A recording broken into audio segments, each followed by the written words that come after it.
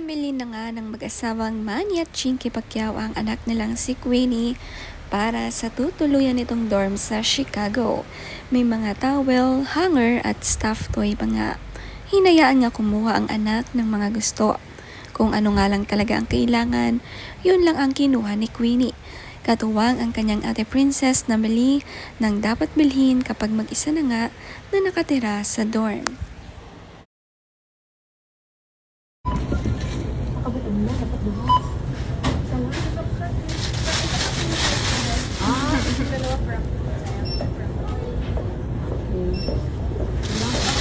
Tingin na lang kami.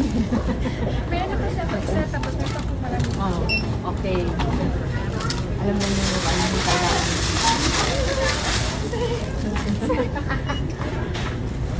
Natutuwa nga si Jinky sa anak niya kasi bilang talaga ang binibili niya, napakatipid nga nitong si Queenie. Kaya marami ang hanga sa kanya mayaman pero napakatipid.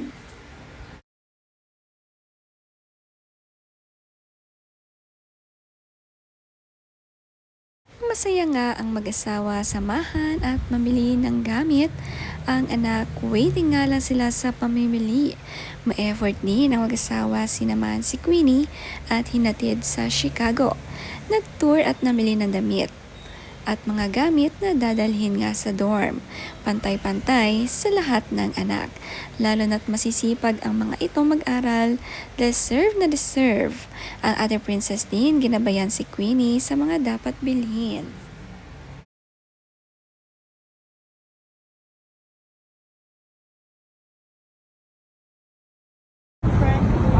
Florian.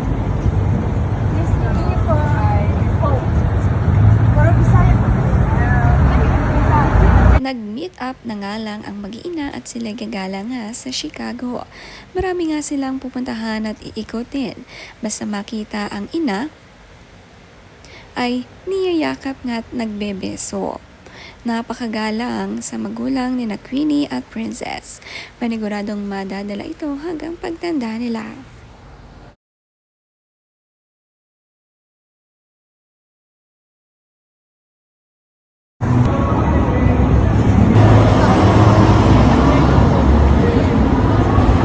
May nabili din sila na Hello Kitty, mahilig din pala si Jinky dito. Sinamahan nga siya pumasok at nakabili ng mga coffee ang mga anak niya.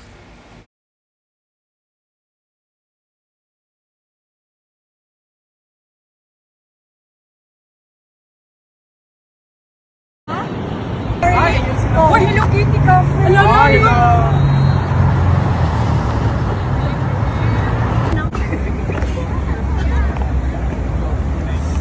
Wala, nandito na tayo sa Millennium Park. One of the famous. Kasabon. Ay, corona din siya.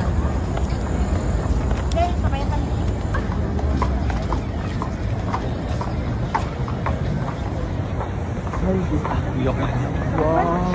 Yawa na. Siyempre, ang sikat na tourist spot sa Chicago, ang Cloud Gate, puntahan talaga ito ng mga turista, kaya ang daming tao. Ito talaga ang isa sa mga pinupuntahan ng mga turista. From UK pa nga si Ate Princess at enjoying mag-travel kasama ang kanyang BFF sister na si Queenie at kanyang sweet mommy.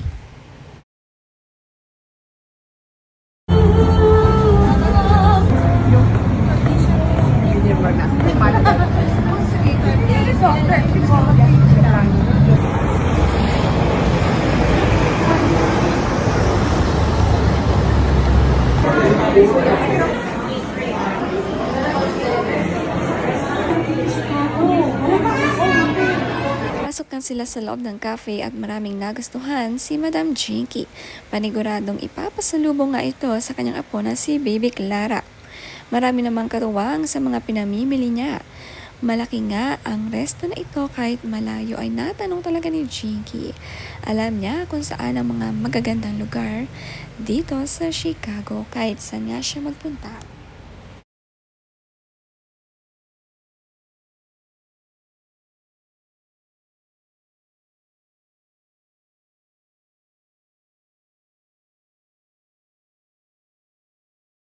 After ng tour ay kasama na si Manny para mamili ng gamit ng anak.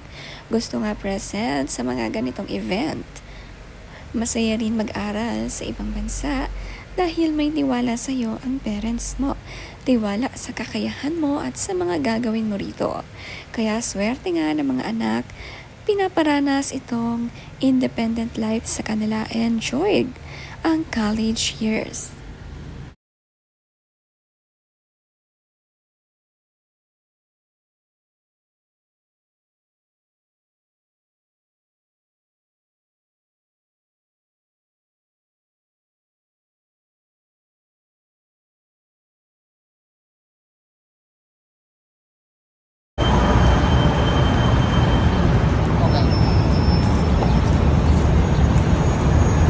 Palibot ko tayo sa Dili ka o.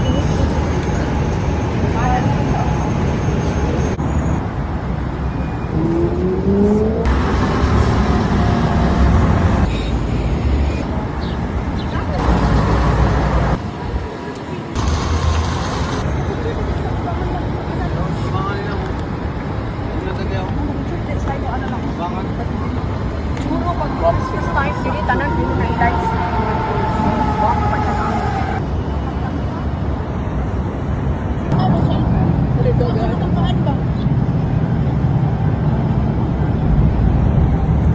Hello, Gwen?